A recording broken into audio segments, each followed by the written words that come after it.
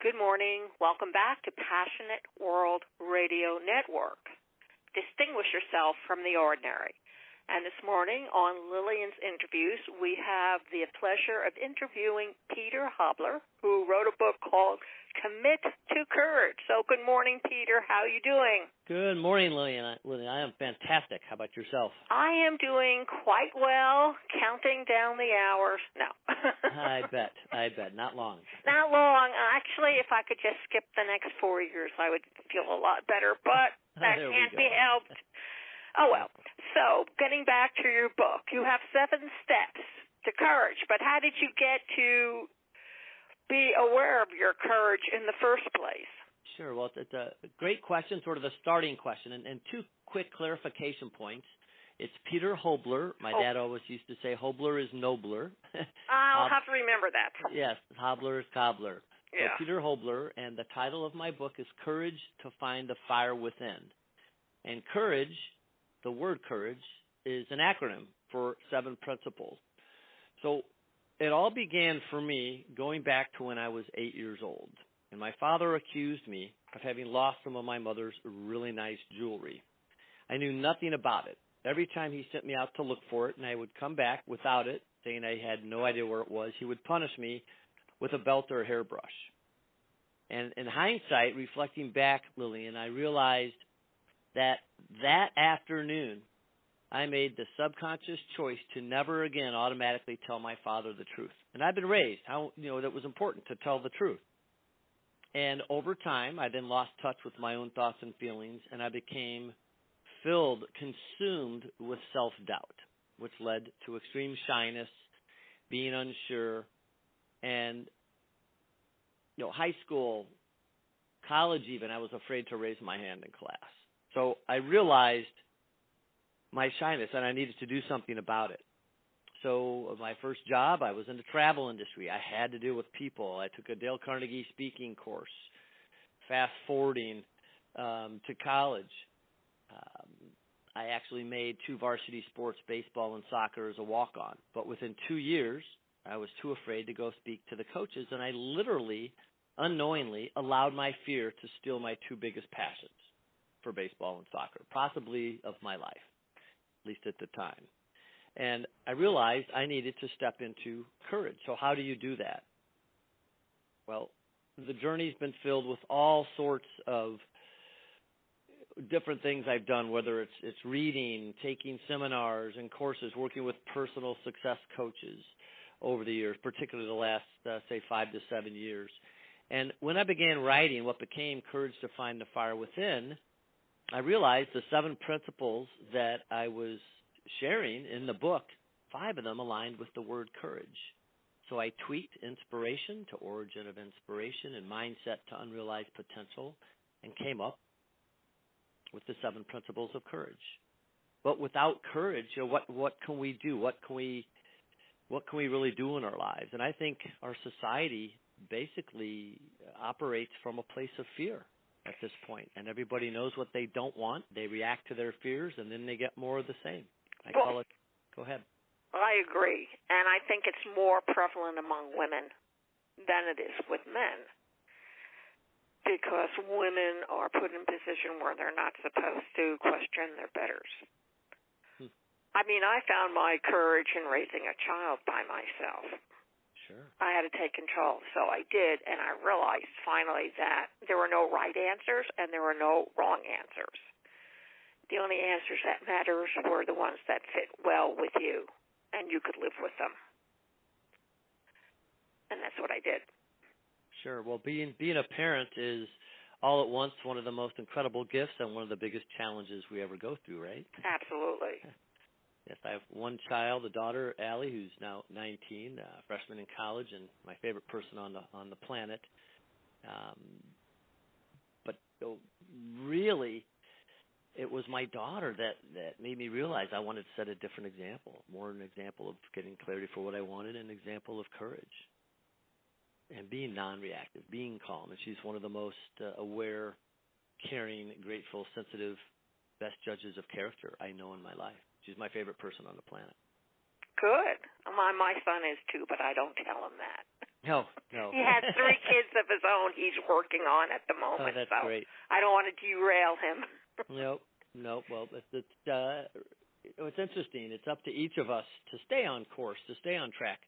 But if we don't know what we want, where we're going, we're never going to get there.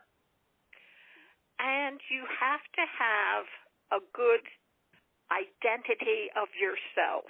You have to know who you are before you can own it and display this courage. Because courage takes form in many different shapes. You don't have to go out waving a gun and saving the flag from the enemy. Some would call it foolhardy, not courageous. True. So you have to choose your courageous battles wisely. Well, true, but then again, also, I'm a firm believer that it's a choice as far as the people we surround ourselves with. And there's a lot of naysayers out there in the world. So as we start to become aware of those naysayers, we can selectively, choose to not be around them, not listen to them. And, to me, I've been told by several people, you're crazy doing what you're doing. Why are you wasting your time trying to make a difference for other people? And my mission statement is pretty simple: inspiring courage, impacting lives. And of course, courage is my acronym, so there's a lot more meaning with 7 principles behind that. But when those people come up to me and say those things, what if I were to listen to them? Then I would probably stop taking the action, moving forward, go back into my sort of subconscious fear leading to the self-doubt, which leads to hesitation, procrastination, or being reactive. And that's absolutely what I don't want. So one of the triggers that I use every time I find myself realizing, wow, I don't want that, I use it as an awareness trigger to shift to, okay, what do I want? And I think that's a missing component for our society today. I mean, we look at all the, the escalating violence, even hate crimes before and after our recent election. And what 2 people are ever going to agree 100% with one another, especially in a political realm? But there's other topics too we may not agree. And I really believe as we can learn to listen and learn that it's okay to disagree, we can start to find more calm and peace in our society. But it begins within each of us. Oh, absolutely. Each has to be willing to make a small sacrifice, to give up something in order for it to succeed. Oh, absolutely. So why don't you give examples of your 7 principles so people have a clear understanding about your 7 principles so that they in turn can possibly use some of them in their everyday life? Okay, absolutely. And my website has a summary of it too, just committocourage.com. Committocourage.com. Anybody wants to go there to sort of, you can just click on the principles of courage. There'll be a summary there. It all begins with clarity of destination. As I mentioned, if you don't know where you're going, you're never going to get there. So when we get caught up in our fears, we know what we don't want. That's the trigger to shift to gaining clarity for what you want. Know where you are now. Excuse me 1 second. We need to shut her up. We are waiting while Peter goes. Very sorry. Shut the door. Not a problem. Yep. My daughter's dog sometimes loses a little control. We've all done that, right? Yes. So gaining clarity of destination for what we want is vital in order to create a life that we really want. Moving on, when you understand and know the origin of inspiration, it will drive you to take action. You'll wake up feeling inspired and excited. And from an online quiz I have, I've realized that there's been 4,000 to 5,000 people have taken it. By far, the lowest scoring question has to do with inspiration. People are not excited and energized when the alarm clock goes off to get up and go to work. So as you figure out what inspires you, what excites you, what fills you with passion, it makes a huge difference. When you recognize your unrealized potential, every single person has incredible unrealized potential. The best example I can think of is my younger brother at age 35 was diagnosed with ALS. He'd been an incredible musician, athlete, father, son, brother. Just everything he did was pretty amazing. He was super smart, super energized, passionate, and ALS stole his physical ability within a 2-year period. Yet, he figured out a way to communicate via his computer.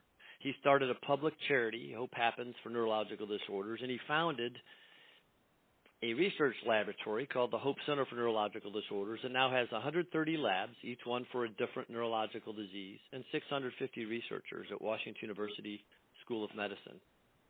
Though he couldn't move or speak, he still realized he had amazing potential. And he lived it. He created it. His legacy, 12 years after he died, still continues to this day. And he's impacting, he'll probably impact millions of lives by the time it's all said and done. Responsibility. One of my favorite questions to ask people to talk about is personal responsibility dead? So many people, so many of us, and I've been there, we're raised, I think, in this society to point fingers, to blame, to shame, to make up excuses. But responsibility begins with the person in the mirror. And the best example I can think of quickly, a personal story, I was an independent real estate investor in a project down in the Cayman Islands. It was going to be an incredible project, building 42 homes. Every home had its own private dock on this beautiful inland waterway coming in off the Caribbean. The first home, which had been prepaid, went 3 times over budget. When you're building multi-million-dollar homes, it doesn't take a genius or anyone long to figure out that's going the wrong direction. I blamed my partner for the next 8 years. The day that my then personal coach and I started talking about personal responsibility, I hung up the phone. I went to the closest mirror. I looked myself in the eye, and I asked a very simple question. I said, who chose Jim to be my partner? It had been my choice, my responsibility that had led to my having lost so much. And I think as society can realize that every choice we make has a consequence and an impact, not only on ourselves, but on our family and the people around us and even beyond. There's a ripple effect. I call it the ripple effect of awareness, which is really where it all begins and is a great segue for jumping into awareness. It all begins with awareness. Awareness of your thoughts. Are they empowering or disempowering? Awareness of your words. What we speak, the words we say become real. It creates an energy. Awareness of our choices and the impact those choices have on others. Awareness of our actions or even inactions. Lillian, my self-doubt led to so much procrastination and hesitation, a huge fear to take action for so long. And by not being my best, that had a true, profoundly negative impact on the people I cared most about. My family, my daughter, my mom, who's now 90 years old. And it all begins with awareness. Gratitude. Gratitude is the single most empowering principle of all. Why? Because fear and gratitude cannot possibly coexist. My favorite acronym for fear, Les Brown has a slight difference in one word, but false evidence appears real. Our fears are in our head, but you cannot see them, hear them, smell them, touch them, taste them. They're basically a figment of our imagination. Gratitude, and I actually have a gratitude process that I can use to shift my perspective on any situation. And when we can learn to be grateful for the challenges in our life, our lives will truly start to shift. And why would we want to be grateful for the challenges in our life? Because the challenges of our life provide the greatest opportunity to learn and grow. And it all culminates with excellence, being our best, most authentic self. For me, that means getting out of my head, getting into my heart, and being the best, open, honest, most vulnerable version of myself that I can be. Being intentional with my thoughts, my words, my choices, my actions, even my inactions. Being caring, giving, loving, aware, having clarity, being responsible, being grateful. So that is a somewhat short, succinct summary of the principles, but of course we can go into depth on any one of them that you would like. Well, it sounds to me that your principles are mostly accountability. on many different levels. Accountability to yourself, accountability to who you're living with, accountability to the people you're responsible for. I was trying to explain accountability and responsibility to a group of people because I teach interpersonal skills to folks. Many people don't use them. I bet you noticed them at the presidential candidates used very many of them. And one of the things people found very difficult was owning to the fact that they are accountable for their own actions and that their own actions lead to other actions or to a reaction. And they were just surprised that when the buck stopped, it stopped with them and not someone else. And that was very difficult for them to understand. And a lot of them would argue with me about it. And I said, but you didn't get the job now, did you? You didn't get that raise now, did you? You did not get that loan, that mortgage? Who is asking for all this? You are. You have to be accountable for who you are to what you want at all times. You cannot just switch it on like a light switch. Absolutely. And to me, that accountability, it does fall under responsibility. We are encouraged, but it begins with awareness. We've got to be aware of our thoughts, words, choices, actions, and it all begins by being aware of those and then taking responsibility, being accountable, holding yourself accountable. And it's all about being in integrity, having integrity. And I couldn't agree more with you, Lillian. To have integrity begins by being in integrity with yourself. And when we're out of integrity with someone else, we're out of integrity with ourselves, and vice versa. When we're out of integrity with ourselves, maybe we've told ourselves a little white lie. Maybe we didn't follow through on something we said to someone else we would do. It's really important to get back into integrity. But it is all about being accountable. You can't have accountability unless you're being accountable. Do you believe that these principles need to be introduced to kids first before they ever become adults? Because the primary phrases that I hear coming out of the sports world that's very much a part of our junior highs and high school and colleges is win at any cost. As long as you don't get caught, it's okay to cheat. And there's a lot more that these kids are taught at an impressionable age, so that by the time they become adults, their thinking has been shaped by what their coaches and teachers have said to them. No, absolutely, it begins. The most formative years of our life are something like from age 5 to 11, 5 to 12, something like that. Yes.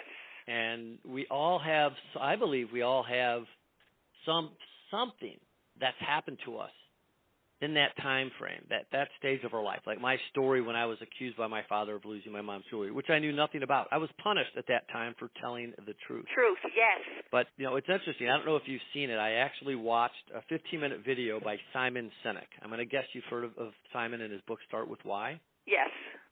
All right. He talks about millennials today, so people born 1984 or later. And he breaks it down into 4 areas. And it was fascinating. The first one begins with parenting. And I live this too. I'm not even a millennial, but so many of us as parents unintentionally enable our kids. I look back to when my daughter was say 7, 8, 9, and started playing some sports. And after all my athletic prowess in my younger days, I was excited to coach her. And I coached her soccer team, her baseball team. And back in those days, every kid, let's go to baseball, every kid that came up to the plate, even if they struck out, got to run the bases. They didn't track the runs. There were no winners, no losers. That's not reality. No. We're setting our kids up for self-disappointment, for when they hit the real world and don't achieve because they haven't been taught that this is the reality, then they're filled with self-doubt and fear and a sense of worthlessness, which, my self-doubt led to a huge amount of that for me. And I think we need to get back to instilling those principles, the core values that lead to accountability. Because I totally agree with you. It begins with our kids. Yes. So have you moved in that direction to perhaps start shaping some courses to be introduced to the schools? No, and that's another great question. I have thought about that. I'm actually on the board of a nonprofit here in St. Louis called Project Youth Impact. It's all about instilling the proper core values for our future leaders. We call it emerging leadership. So one talk that I haven't given this to kids yet, but I call it the ARG factor, A-R-G, awareness, responsibility, gratitude. My intentions are to literally, depending upon the age of the kids, but let's say we start with 8, 9, 10 years old, I would come out possibly in a pirate's costume with a patch on, and talk about the ARG factor. To start instilling messages of awareness, responsibility, gratitude, and make it as fun as possible. I think so much of learning today is not fun. But teaching kids about reality is important. I'll always remember, Lillian, I think I just graduated college, and it was my mom actually came up to me and said, Peter, thinking back through the years, can you think of one single thing that your father and I could have done differently as parents? And it jumped into my head immediately, Lillian. I said, yes, to have exposed me to more of reality. And that came from my first job out of college. I worked in the travel industry, and I took people on trips they won from their job performance, a lot of places throughout the world. But I will always remember flying into Acapulco, which everybody thinks, oh, my God, this is amazing. But on the drive from the airport to the city of Acapulco, passing all the cardboard, almost villages, the shacks where all these extremely poverty-stricken people, were barely surviving, I was shocked. I had no clue. I'd been overly protected. And I think most of us as parents have sort of innate subconscious tendency to be overly protective. But it really, it's disempowering to our kids. I don't think you do your child any service by not telling him about the wide world. My son was brought up beneath the poverty line, so he got a lot of reality in his life.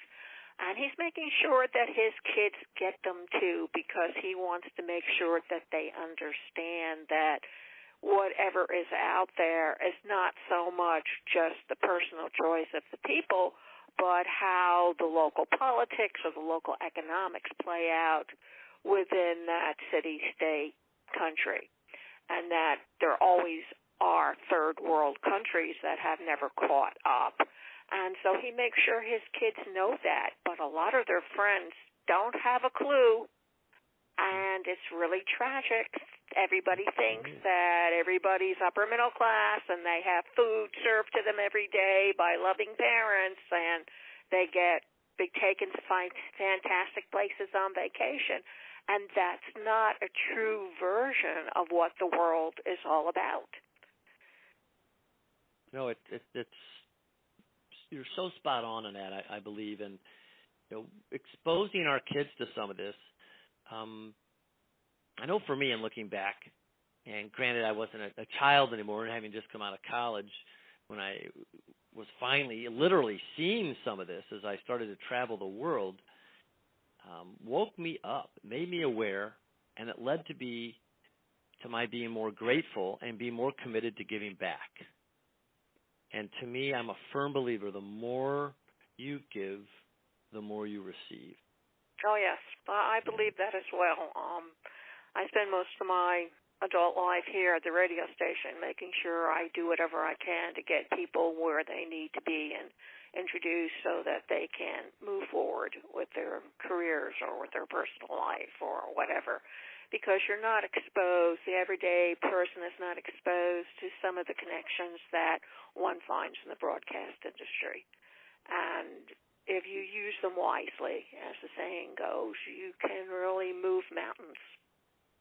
Oh, absolutely.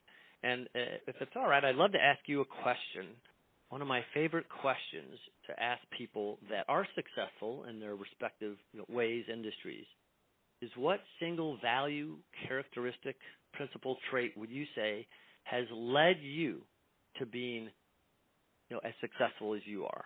In this case, let's take in the world of media with radio and some of the other things you're doing. Well, they know I'm ethical and my integrity.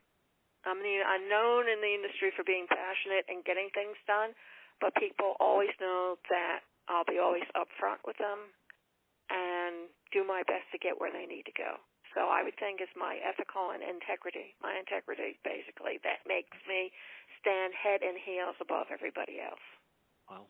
Well, and that comes right full circle back to the accountability you were talking about. Yes. Yes. So fantastic. Thank you for sharing that. You're welcome. I did not, when I was being brought up, I was overprotected to the point where I was afraid to go out into the world, but I couldn't wait to get away from home, so I guess that was a saving point. And then I lived off the land for 4 or 5 years, and then my ex-husband committed adultery, and I was brought up in a world where you didn't do that. So I left him with my under 1-year-old child and started my own brave new world. Oh, well, good for you. And it was an uphill battle, and I can honestly say that in my 60s, I finally achieved the peace and balance that I was never taught or introduced to when I was a child or even as an adult. I think we've led a similar journey in many ways, if you will, and sounds like both of us really want to help others. One of the people say, what is it you can really do for others? And I believe it's providing insights and guidance. Yes. To help save all the time that it took for you and me from our personal experiences and going through the challenges. And there still will be challenges. But by being exposed to and learning the insights, the guidance, having the epiphanies, oh my gosh, every choice I make is my responsibility as far as what happens next, who it impacts, and so on. That's truly life-changing stuff, and not just on an individual basis, but families, society, and beyond. Absolutely. I told them, I said, at least you won't make my mistakes because you'll be learning from my mistakes. You'll make your own, but you won't be reinventing the wheel either. You'll have a step up from everyone else, and that's what I'm hoping to achieve. Yeah. Well, it's a noble cause. I think we maybe both have some pretty high ideals, if you will, but somebody's got to step up and do it. I mean, to me, I look at where we are in our country today, and I certainly don't want to get in any political discussions because those can go awry. But that's again because people are reacting to their fears, I think. But we need to start planting some seeds of awareness so we can create a shift. So we start, one by one, and slowly, I think, start branching it out. But thank you for everything you do to start doing that because, it takes more than one person for sure to make a difference. Absolutely. I mean, when I take a look at the holiday season, and I hope everybody's ears are pinned wide back, because during the holiday season, everybody's there for everybody's backs who needs to be covered. But as soon as the holiday season is over, it's back to business as usual, and I don't understand how people can keep on operating like that when they see what they can do if they truly want to change. No, true.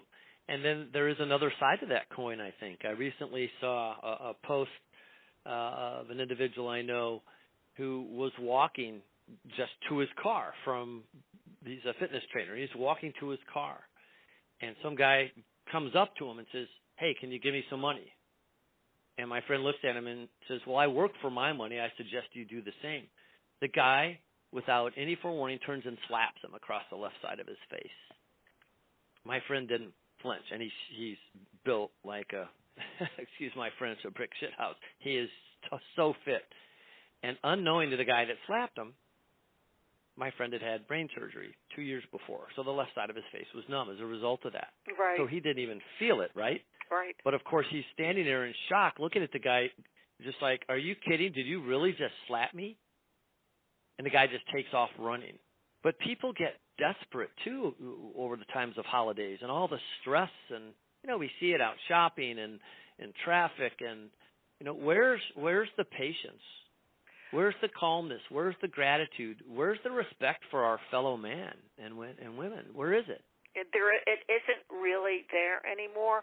And I've heard when my son was growing up, when you're in college, he's an artist now, famous and blah, blah, blah.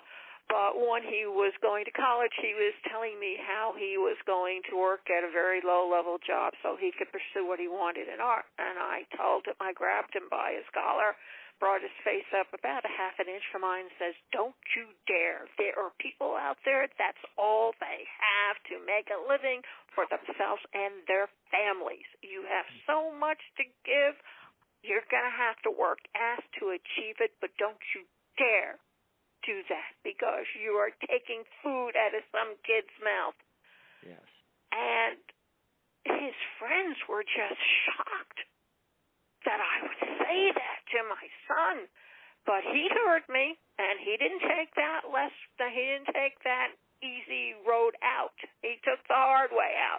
And it took him a long time to get where he is now, but he worked for it, and I wanted him to work for it. Otherwise, it doesn't make it, there's no meaning to it. There's no lesson there. Right. And because of the challenges he's faced, he's, I'm sure, grown into an incredibly young man. I would love to meet him. Yes. You can find him on the net, Ben Caldwell, C-A-L-D, know you. And he's an acclaimed artist all over the world. And when he was growing up, and I'm telling you, so your listeners hear this, my son hated my guts for 5 years, 15 to 20. You know why? Because that's when I was the strictest and kept him on the shortest leash his teen friends ever saw. And guess what? When he was in his late 20s, early 30s, he thanked me for doing what I did. Just thought you ought to know, folks. Yep, no enabling. No, I didn't believe in it. I wasn't brought up that way, considering one thing and another. I was not, and I was not going to have my son ever use any excuse other than ill health and a broken bone. And even then, I expected him to crawl and get things done. Yep, well, it's up to each of us. Exactly. To create the life that we want to create. We've got to stop. There's a coach out there named Jim Bunch, and I love his approach. Met him at an event probably 7-8 years ago, and I hadn't realized he'd been at my breakfast table, which, of course, was even a bigger treat when he came up on stage later. But he started off his talk, Lillian, by saying, now we're going to play the blame, shame, justify game. And here's how it goes. Every time you find yourself blaming yourself or someone else, shaming yourself or someone else, or making up an excuse for yourself or someone else, you owe $2 in the kitty. Within 20, 30 seconds, a woman's walking up, puts $2 in the kitty. And I turned to my friend next to me, and I started making fun of her. And then it dawned on me. I just shamed her. I had to go up and put $2 in the kitty. Yes. And on the way back to my seat, I found my negative mindset kicking in and shaming and blaming myself for all sorts of things. So I turned right back around, went back up. This happened several times. Pretty soon I was out of ones. I went up and I put a 20 in the kitty. And Jim Bunch is standing on the stage right above me. He goes, that looks like a pretty big bill. What are you doing? I said, it is. It's a 20. He says, why are you putting in a 20? I said, Jim, your blame, shame, justify game has awakened me to how completely disempowering my mindset has been almost my entire life. So I'm simply paying in advance.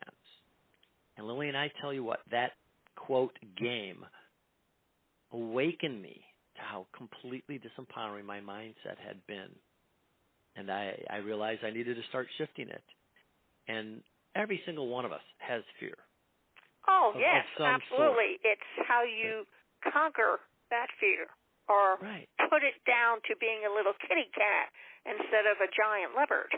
Right. Well, and how do we do that? I believe we shift as soon as we feel that fear coming on. I literally use my fear as an awareness trigger because when my self-doubt starts kicking in, I call my fears a dragon because our fears are a drag on what we want to create, who we want to be. So when I feel that fear kicking in, I feel the emotional, energetic drain, and it can happen pretty quickly.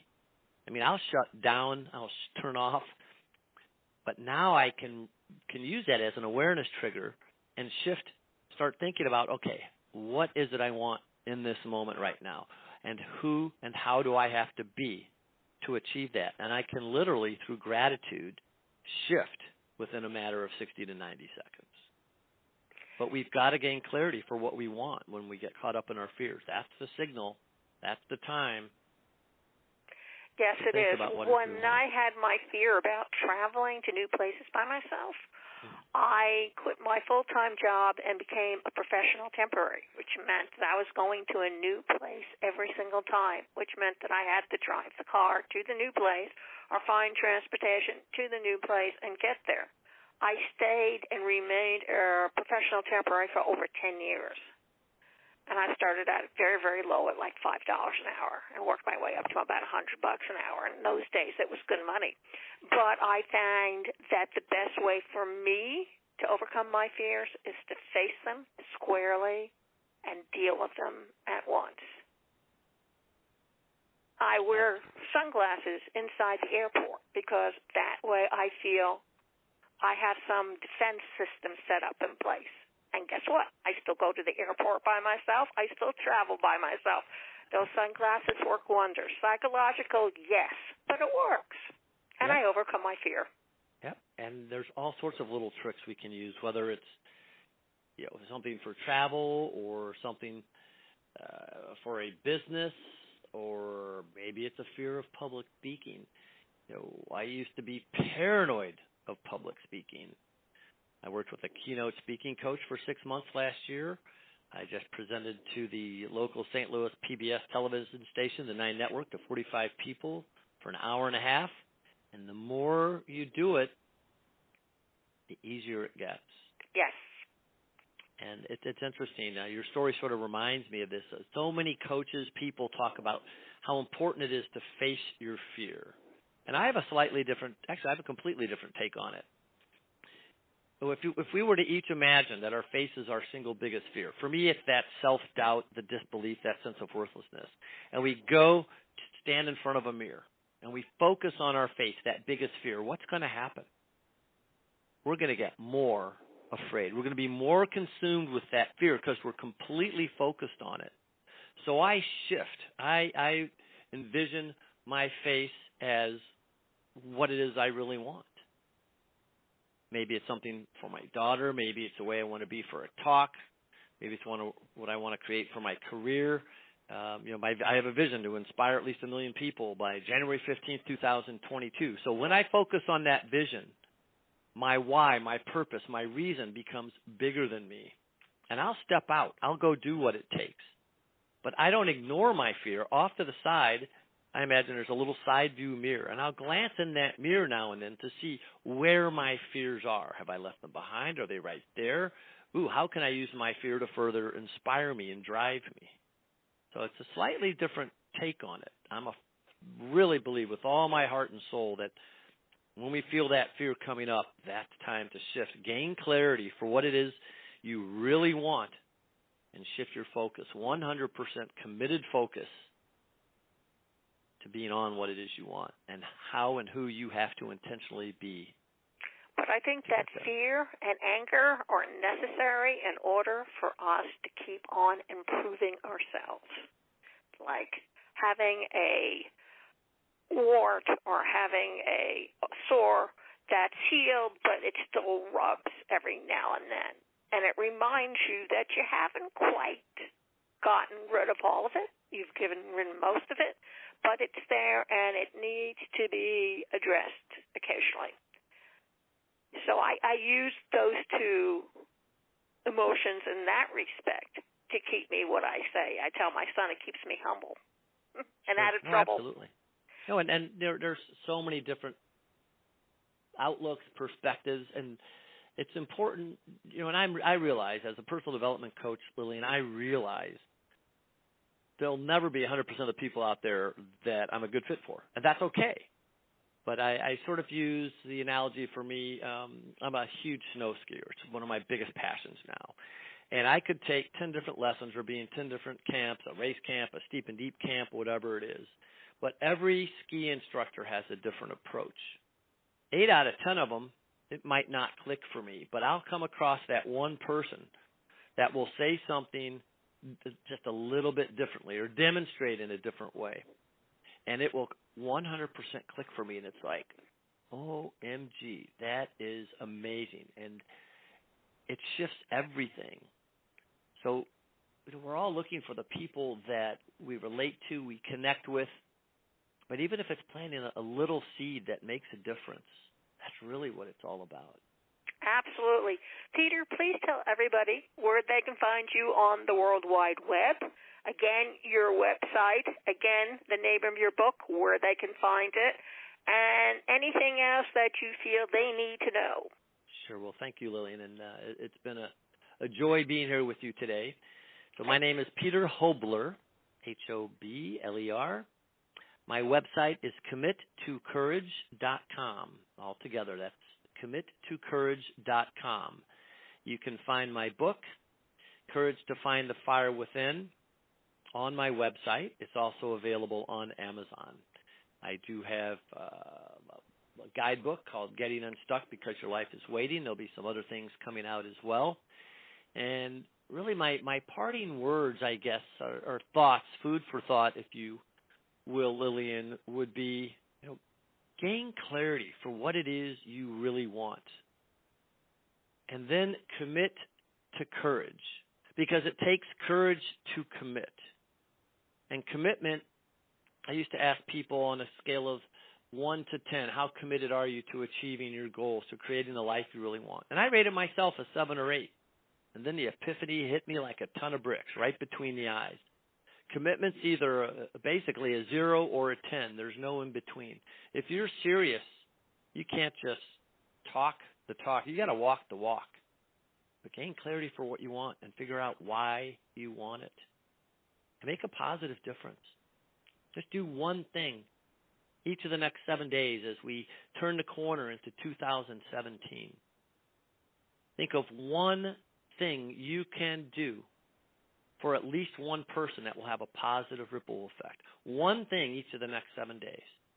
Maybe that's opening a door. Maybe it's giving a poor person $1. Maybe it's going up and giving somebody you've had an argument with a hug and apologizing. Whatever it is. Maybe it's being non-reactive to someone. But Lillian, thank you so much. It's been wonderful sharing some time on the air with you today, and thank you for everything you do for so many people. Thank you. Thank you all very much for listening. You can listen to this stream all over again at PassionateWorldRadioNetwork.com, Facebook.com/PWR Network LLC, Twitter.com/@Caldwell, CAULDWELL, and GooglePlus.com/PWR Network. And before we go away and stray, yes, Shakespeare has something else to say. In time we hate that which we often fear. Thank you all very much for listening, and remember, have a happy new year. Thank you.